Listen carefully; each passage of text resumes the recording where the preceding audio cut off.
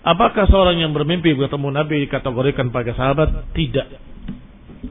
Orang yang bermimpi ketemu Nabi tidak dianggap sebagai sahabat. Apalagi bisa meriwayatkan hadis. Sami'tu Rasulullah SAW fil manam. Aku bermimpi Rasulullah SAW berkata kepadaku dalam tidurku. Itu hadis yang maudhu', ya. Hadis yang gak bisa diterima. Ada catatan. Gak apa-apa kemakan pelajaran tauhidnya. Ada catatan penting. Seorang yang bermimpi Nabi belum tentu bermimpi Nabi, kecuali para sahabat. Kalau bermimpi Nabi mesti bermimpi Nabi. Kenapa? Karena sahabat lihat Nabi, tahu wajahnya, tahu mukanya. Sehingga kalau dia bermimpi Nabi, ya betul Nabi. Kalau bermimpi seorang yang bukan Nabi, dia nggak akan berkata itu Nabi. Dia kenal kok, mereka kenal Nabi. Yang saya lihat bukan Nabi. Tetapi yang bermasalah adalah orang-orang yang tidak bertemu Nabi dan tidak melihat wajah Nabi. Ada dua jenis manusia. Ada manusia yang tidak melihat Nabi tetapi mempelajari hadis tentang khilqatun Nabi, bentuk Nabi, wajah Nabi dan sebagainya. Di dalam khususnya Syama'il Muhammadiyah. Syama'il Muhammadiyah adalah kitab khusus riwayat-riwayat tentang Nabi, badannya, rambutnya, wajahnya, matanya, telinganya, ila akhirnya. Bagaimana ubannya, semuanya rinci. Yang jenis kedua, orang-orang yang tidak pernah sama sekali belajar itu. Kalau yang pertama, mimpi Nabi mungkin. Dan kemudian dia tahu betul ciri-cirinya. Oh itu Nabi. Tetapi orang yang kedua, ketika aku mimpi Nabi, perlu ada pertanyaan, taunya itu Nabi dari mana? Pernah ada seorang yang dia dari pondok sufi berkata, aku pernah bermimpi Nabi. Saya tanya, kok tahu itu Nabi dari mana? Wah, semua orang berkata, ya Rasulullah, aku melihat dia sedang berjalan dengan wajah putih, jubahnya putih. Disambut rame-rame, ya Rasulullah, ya Rasulullah. Berarti kamu tahu itu Nabi kata orang-orang di sekitarnya. Iya, siapa mereka? Gak tahu. Ya dhaif berarti riwayatnya. Taunya itu Nabi dari mana? Sekarang saya tanya, kayak apa orangnya yang sedang disambut? Wah, wajahnya seperti bulan purnama. Bulan purnama. Maksudnya mulus, putih. Iya, putih bersih, mulus. Gak ada jenggot, gak ada kumis. Iya, salah, itu bukan Nabi. Ya. Itu bukan Nabi. Rasulullah SAW berjenggot, barakallahu fikum. Jubahnya panjang sampai ke bawah mata kakinya. Iya, bukan Nabi. Jelas bukan Nabi. Nabi melarang isbal dan melarang untuk memotong jenggot. Bagaimana seperti bulan purnama? Bercahaya. Ya walaupun bercahaya. Kalau Nabi SAW nggak mungkin menyelisihi apa yang diajarkannya. Sehingga hati-hati. Kalau bermimpi Nabi, belum tentu itu Nabi. Sehingga ada seorang yang datang ke Syekh bin Baz. Ya Rasulullah, ya Syekh, aku bermimpi Nabi. Ketika aku mau mengajukan apa yang aku inginkan, dia berpaling meninggalkanku. Aku sedih. Sampai hari ini sedihnya belum hilang. Nangis dia. Kata Syekh bin Baz, bagaimana orang yang kamu lihat? Orangnya begini. Syekh bin Baz, ahlul hadis, baca semua tentang ciri-ciri Nabi. Setelah dia ceritakan yang dilihatnya, wajahnya begini, rambutnya begini, kata Syekh bin Baz, tenanglah kamu, bergembiralah. Dia bukan Nabi. Dia bukan Nabi. Karena ciri-cirinya bukan Nabi. Tidak sesuai dengan ciri-ciri Rasul yang diriwayatkan dengan lengkap dalam Syama'il Muhammadiyah. Tapi lumayan. Masih ada seberapa jam. Apakah tanda-tanda malam Lailatul Qadar? Kalian cari sebagai PR.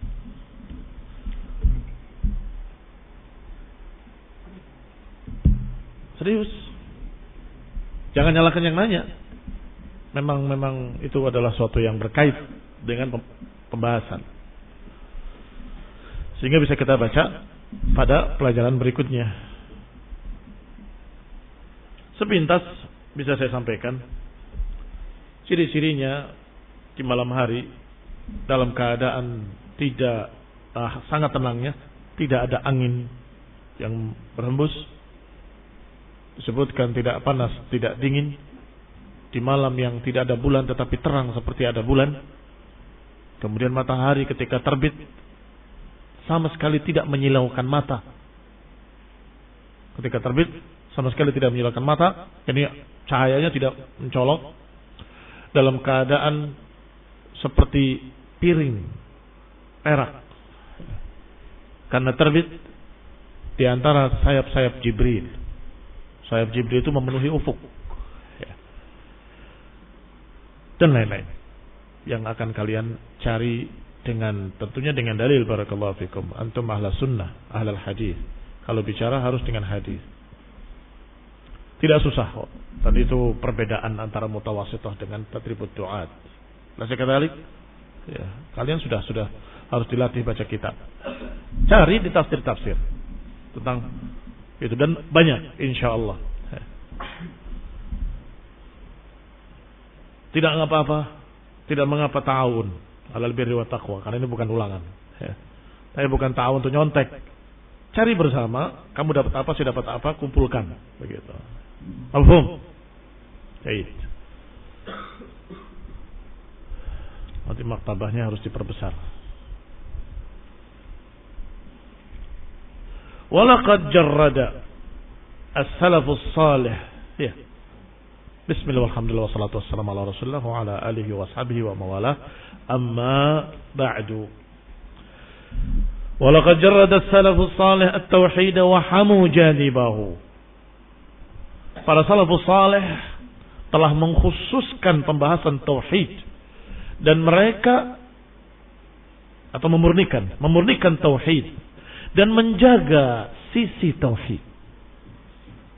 Hatta kana ahaduhum idza sallama 'ala nabi, hingga salah seorang mereka karena memurnikan tauhid, karena menjaga tauhid, kalau memberi salam kepada Nabi SAW, thumma arada du'a istaqbal al-qiblah.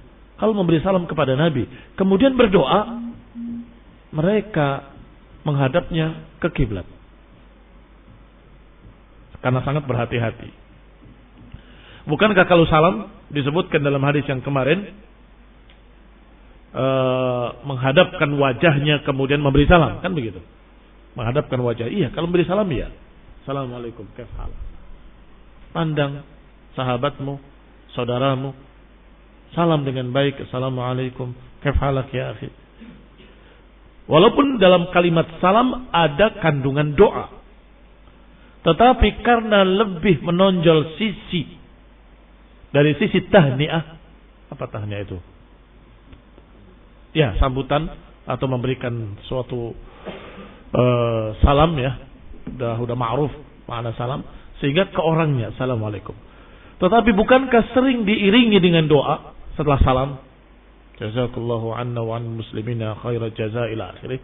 Maka ketika doa menghadapnya ke kiblat. Bahkan akhirnya sangat berhati-hatinya dengan ini, mereka menghadapnya ke kiblat sambil mengatakan dengan assalamu alayka ya Rasulullah, kemudian ya Allah berikan kepada beliau balasan atas jasanya kepada umat manusia secara keseluruhan dengan balasan yang paling besar, semoga salawat dan salam ila akhirih. Doanya menghadap kiblat. Wa ja'ala dhahrahu ila jidari qabr, yang berarti dijadikan punggungnya ke arah kuburan Nabi sallallahu alaihi wasallam. Tsumma da'a, kemudian berdoa. Misalnya ini kamar Aisyah yang di dalamnya ada 3 kuburan. Kuburan Nabi, kuburan sahabat Abu Bakar, sahabat Umar. Ketika mengucapkan salam ke arah kamar Aisyah, Assalamualaikum ya Rasulullah, Jazallahu anna, berbalik. Tidak, doanya menghadap kiblat, bukan begitu. Menghadap kiblat. Jangan salahkan mereka, jangan salahkan para penjaga-penjaga kalau ketika melihat orang mulai doa mengangkat tangan dipukul, ya. Roh, sana doa di sana. Ini doa bisa di mana saja. Allah Maha mendengar, Maha melihat, dan yang paling afdal justru menghadap kiblat. Kenapa menghadap kuburan? Karena kekurangan ilmu, karena banyak yang tidak mengerti, sehingga mereka kemudian marah-marah, dasar Wahabi, tidak cinta Nabi ila akhirnya. Padahal bukan itu. Ihtirazan minasyirk, ihtirazan min ta'zimil qabr. Barakallahu fikum. Wa hadha himayatan janib at-tauhid, menjaga sisi tauhid. Wa nassa ala dzalika al-a'immatul arba'ah. Disebutkan secara nas yang demikian oleh para imam-imam yang 4 dari 4 madhab. Jadi jangan bilang oh itu karena Saudi Hambali. Kalau urusan tauhid, Hambali ataupun Hanafi ataupun Syafi'i ataupun Maliki tidak berbeda. Nassa ala dzalikal a'immatul arba'ah, telah disebutkan secara nas dari para imam-imam yang 4, annahu yastaqbilul qiblah waqta du'a, bahwa mereka menghadap kiblat ketika berdoa. Hatta la yad'u 'indal qabr, hingga tidak berdoa menghadap kuburan. Kamu berdoa pada siapa? Dikhawatirkan akhirnya bergeser. Keyakinan hati ini bergeser karena selalu menghadapnya pada kuburan, akhirnya keceplosan yang dipanggil bukan Allah SWT tapi Nabi. Ya Nabi Allah, tolong aku. Keliru. Mengapa? Karena menghadapnya ke kuburan, setelah salam kepadanya assalamualaikum, kemudian doa, akhirnya malah bergeser. Justru seakan-akan berdoanya kepada kuburan. Kamu berdoa pada siapa? Kepada Allah. Ya ke sana menghadapnya, ke kiblat.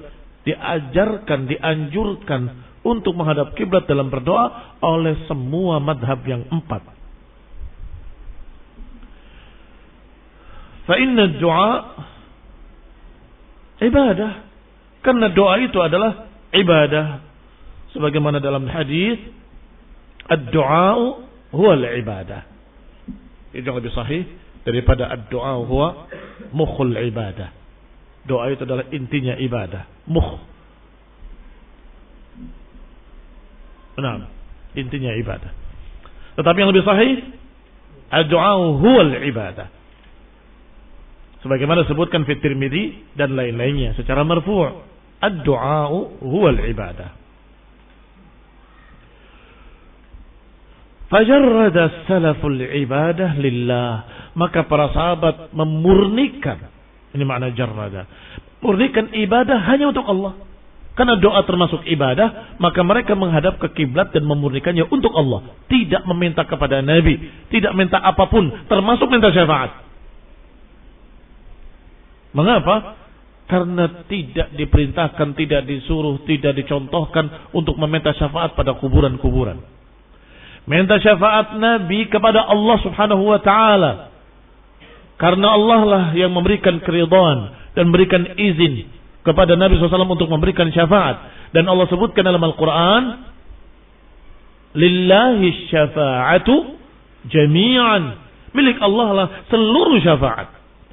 Tidak akan Allah izinkan siapa yang tidak diizinkan oleh Allah, tidak akan Allah berikan pada siapa yang tidak Allah izinkan. Karena syafaat milik Allah satu-satunya.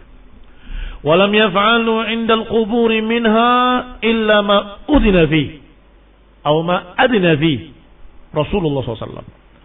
Dan mereka para sahabat, para salaf tidak melakukan apapun di kuburan illa, kecuali apa yang diizinkan, ma adina fihi Rasulullah, kecuali yang diizinkan oleh Rasulullah sallallahu alaihi wa ala alihi wasallam. Minad du'a li ashabiha, yaitu mendoakan siapa yang dikubur di situ. Wal istighfar lahum, dan memintakan ampun untuk mereka. Wat tarahhum alaihim, dan mendoakan rahmat atas mereka. Apa kata Nabi? Istaghfiru li akhikum fa innahu al-ana yus'al. Mintakanlah ampun untuk saudaramu ini, sesungguhnya dia sekarang akan ditanya. Baik, maka mintalah kepada Allah, berdoalah kepada Allah untuk si mayit. Menghadap kemana? Ke kiblat.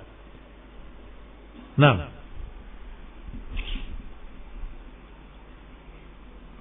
sebagaimana salat jenazah menghadap ke kiblat. Barakallahu fikum.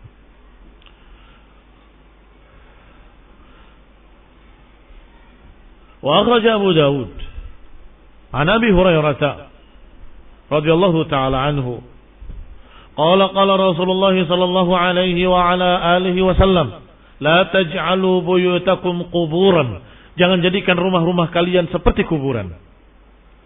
Wa la taj'alu qabri 'idan, dan jangan jadikan kuburanku sebagai perayaan, sebagai tempat berkumpul manusia, tempat perayaan.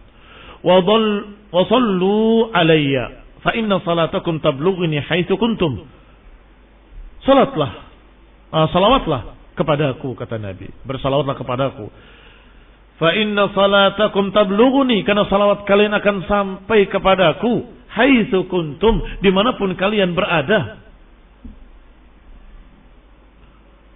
Rawahu Abu Dawud wa isnaduhu jayyid wa rawatuhu thiqat masyahir. Thiqat dan masyhur, orang-orang rawi-rawi terkenal. Wa qawluhu, kalimatnya wala taj'alu buyutakum quburan, jangan jadikan rumah-rumah kalian sebagai kuburan. Maknanya la tu'attiluha minas salati fiha. Maknanya jangan dikosongkan rumah kalian dari salat. Jangan dikosongkan rumah kalian dari salat. Jangan seperti kuburan. Tentunya salat-salat sunnah, karena salat yang wajib di masjid. Maka ramaikanlah rumah kalian dengan salat sunnah qabliyah sebelum berangkat ke masjid, dan salat ba'diyah sepulang dari masjid. Salat di rumah, sehingga rumah tidak seperti kuburan, diramaikan dengan salat. Dan juga rumah diramaikan dengan doa, wa qiraatul Quran, zikir pagi, zikir sore, zikir ketika masuk rumah, zikir ketika keluar rumah, dan bacaan-bacaan Al-Quran. Fa inna syaitan tafirru min baitin tuqra fihi suratul Baqarah. Karena syaitan akan lari dari rumah yang dibacakan padanya surat Al-Baqarah. Fatakunu bimanzilatil qubur, jangan kosongkan dari itu semua, karena khawatir rumah kalian akhirnya seperti kuburan. Kalau enggak ada salat sunnah di rumah, enggak ada zikrullah di rumah, enggak ada qiraatul Quran di rumah, enggak ada semua ibadah tadi, ya kayak kuburan. Taib, berarti kuburan tidak dikerjakan salat, enggak dikerjakan baca Quran, zikir-zikir dan sebagainya, tidak. Itu perbedaan rumah dengan kuburan. Fa amara bitaharrin nafilah fil buyut, maka diperintahkan untuk berupaya mengerjakan yang nafilah-nafilah, yang sunnah-sunnah di rumah. Wa naha an taharril ibadah indal qubur, dan dilarang untuk berupaya ibadah-ibadah, yang mengerjakan ibadah-ibadah di kuburan. Jangan, dilarang. Rumah tidak seperti kuburan, ramaikan dengan salat, ramaikan dengan qiraatul Quran. Salat, zikir dan qiraatul Quran. Sedangkan kuburan bukan rumah, maka jangan diramaikan dengan salat, jangan diramaikan dengan qiraatul Quran. Tetapi Ustaz, mereka beralasan, bukankah berarti walaupun. Yakni kata mereka, bukankah salat itu nur, bawa dalil. Bukankah qiraatul Quran itu cahaya, zikir juga cahaya, sedangkan kuburan ini kalau dibaca Quran kan jadi terang kuburannya. Kasihan kan kalau mereka dapat kegelapan. Bagaimana jawabnya? Satu, kamu bersuudzon dengan si mayit, kamu kira kuburannya gelap, berarti dia bukan orang soleh dong. Kalau kuburannya gelap. Kalau kuburan orang soleh terang beneran, berarti kamu suudzon. Kedua, kamu memakai kias fariq, kias ma'al fariq, kias batin. Kamu mengkiaskan kegelapan kuburan dengan kegelapan rumah. Berikan cahaya rumahmu dengan qiraatul Quran. Kuburan juga supaya bercahaya. Beda. Mengapa? Rumah di alam nyata, alam dunia, sedangkan kuburan itu alam barzah. Kamu baca Al-Quran semalam suntuk 30 juz setiap hari selama puluhan tahun. Kalau yang dikuburnya itu adalah fasik yang gelap, yang gak ada kaitannya dengan qiraahmu, gak ada kaitannya dengan ibadahmu. Karena kamu beribadah baca Quran itu di alam dunia, sedangkan orang ini di alam barzakh. Tidak sama. Kalau kamu anggap sama, kubur saja lampu-lampu yang terang benderang bersama mayit, kemudian colokkan ke listrik, selesai, terang itu. Beda dong, itu kan alam. Kalau alamnya lain, maka tidak bisa dikiaskan dengan rumah. Kalau rumah, iya, disuruh untuk ramaikan, terangilah dengan salat-salat sunnah, terangilah dengan qiraatul Quran. Tapi kuburan tidak disuruh untuk seperti itu. Kenyataannya tidak dilakukan oleh para sahabat, wala tabi'in, wala tabi'it tabi'in, wala tabi'it tabi'it tabi'in, wala tabi'it tabi'it tabi'it tabi'in, wala tabi'it tabi'it tabi'it tabi'it tabi'in yang sekarang ada di Madinah. Kamu lihat kayak apa? Mereka itu, barakallahu fikum, orang-orang yang dulu di Madinah dari para sahabat, terus hidup di sana, turun-temurun sampai sekarang. Sanadnya bersambung dari bapaknya, dari kakeknya, dari neneknya, dari kakeknya sampai kepada para sahabat. Enggak ada satupun yang melakukan hal tersebut. Barakallahu fikum. Walhamdulillah rabbil alamin.